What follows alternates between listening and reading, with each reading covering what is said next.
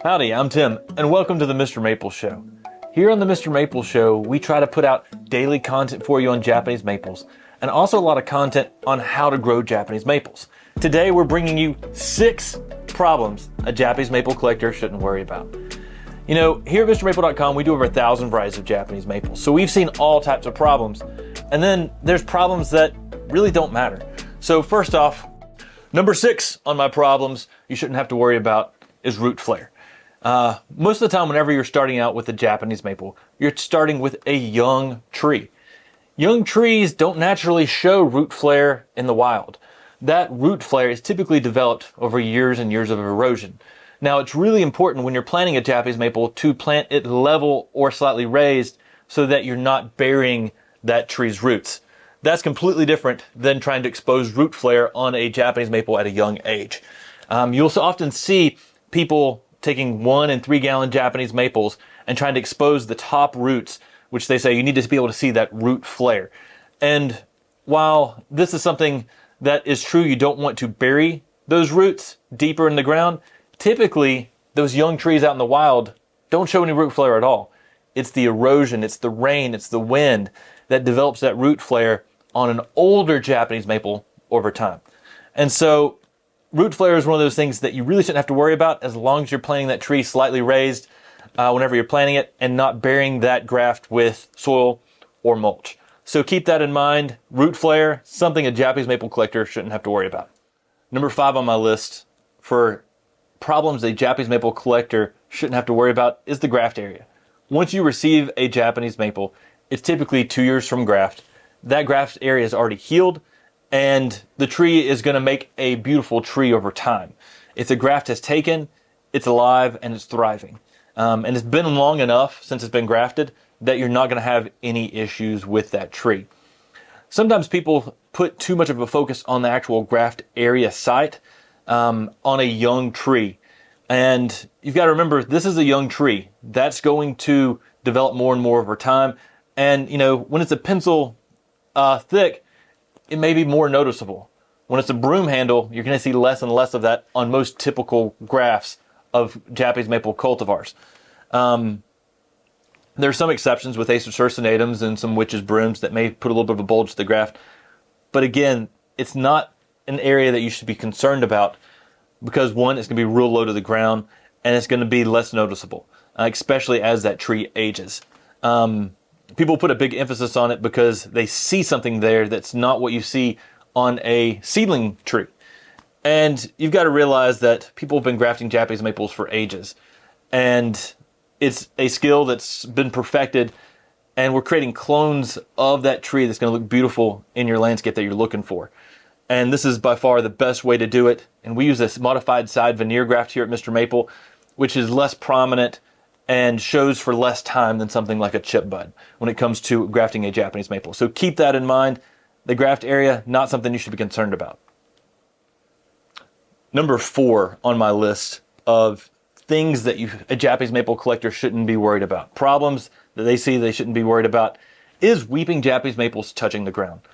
This typically I don't see as a prominent of a problem with more experienced collectors, but beginner collectors definitely think that just because a weeping Japanese maple like a Tamukiyama or an upstart, one of those red weeping lace leaf cascading Japanese maples, they think it can't touch the ground. And so they're always trying to lift it up off of the ground and give it a haircut right close to the ground level. And that couldn't be anything further from the case. Japanese maples are perfectly fine weeping down and touching the ground. It's very typical for especially something like a Ryusen or a Golden Falls to almost crawl across the ground. It's not going to hurt the tree long term. And, you know, if it's something that you prefer to try to not have your Japanese maple, if it's more of a preference for you, then I recommend getting a higher graft. Higher grafted Japanese maples will start at a higher point, and so it will take longer for that tree to reach down towards that ground. And you can always stake your tree up higher and let that cascading habit show off. And these are some areas if that's your preference. But again, this isn't a problem that's going to cause a problem for your tree and your Japanese maple in the landscape. Weeping Japanese maples, they have this graceful habit. And there's some that are so heavily cascading, like Ryusen and Orangeola. And it makes such a beautiful tree out in the landscape. But their habit can just be straight cascading. If you are looking for something that has less of a cascading habit, check out something like a Tamukiyama that arches out a little bit more when it cascades. And that will give you some more time before it touches the ground. But again, it's not going to cause any damage to your tree. This is more of a preference thing. And I don't think that weeping Japanese maples touching the ground should be something that you should be concerned with as a Japanese maple collector. Number 3 on my list of problems that a Japanese maple collector shouldn't be worried about is the smudging on the bark. This is something that I've been told is a light fungus called Glyptosporum. Glyptosporum is something that basically lives right on the bark itself, but it doesn't do any real damage to your Japanese maple. It may make the bark a little more smudgy looking on it, but often the treatments for Glyptosporum, the smudging on the bark, can be worse than the Glyptosporum itself. And you always have to be thinking about what effects chemicals that I put on my tree may have on the environment and the tree itself, especially because you're wanting to grow your healthy Japanese maple. And often the treatments for Glyptosporum and the smudging on the bark can be worse than what you actually see on the bark itself. So keep in mind, not something really you should be concerned about. Neem oil treatments during the wintertime have been effective on this, but it's not something that is really a concern on your tree. Over treatment of neem oil can cause damage on your tree, and that is probably the least damaging thing you can use to take off the smudging on the bark. And especially if you use neem oil in the wrong time of the season, it will burn the foliage on your Japanese maple.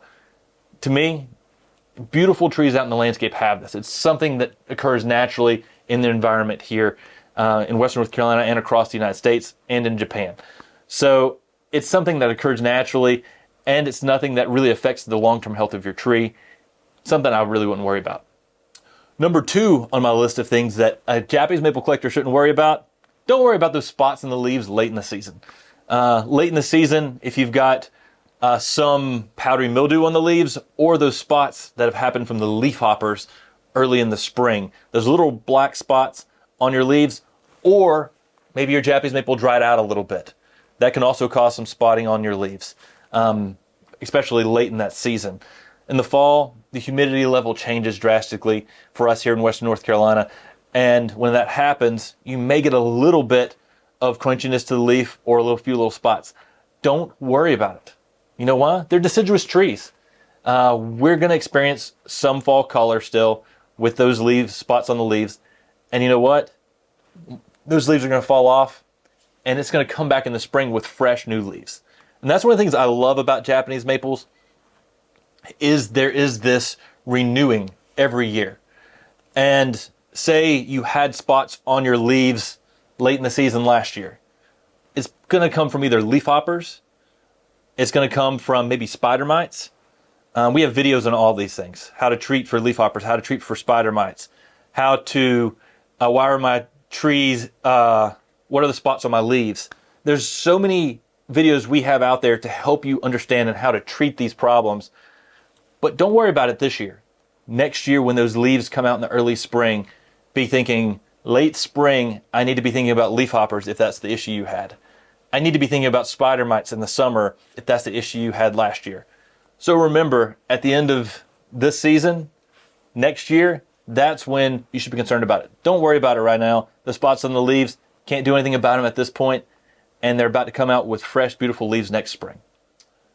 And number 1 on my issues that you don't need to worry about, the problems that a Japanese maple collector should just not worry about at all. We're talking about leaves hanging on during the winter. Now, some people may not experience this, but what typically occurs here is you have a tree that is very active going into the fall. And when the early frost comes in the fall, it hits those leaves before they are ready to change color and to fall off. And when this happens, the tree thinks that it's going to be a very cold winter. And it goes into this state that people often call martinescence. And it hangs onto those leaves until the following spring when the new leaves come out and push those leaves off. If you have this happen to your Japanese maple, don't worry. The main thing is to make sure you're not over-fertilizing, because over-fertilizing can cause this problem. But often going into the fall, if we have one of those early cold snaps like we have here in Western North Carolina, this may happen. And it's happened to us plenty of times here at Mr. Maple. And when this does happen, the thing to realize is this is natural. This is what the trees go through. And what you're going to want to do is just leave those leaves on there. Often people want to go out there and try to remove those leaves and cut those leaves. And if you do that, you're going to damage the buds that are formed behind those leaf stems that are ready for the new flushes of growth to come out the next spring. The trees have done this for a reason. Let them do it. It's unusual that this happens, but it does happen. And if you have a Japanese maple that holds on to its leaves, just let it hold on to its leaves. And then next spring, when those new leaves come out, it's going to push those leaves off and your tree's going to look beautiful again. So, y'all, we really appreciate y'all jumping on today's video. That was 6 problems a Japanese maple collector shouldn't worry about. And we try to put out a lot of this information here on the Mr. Maple Show.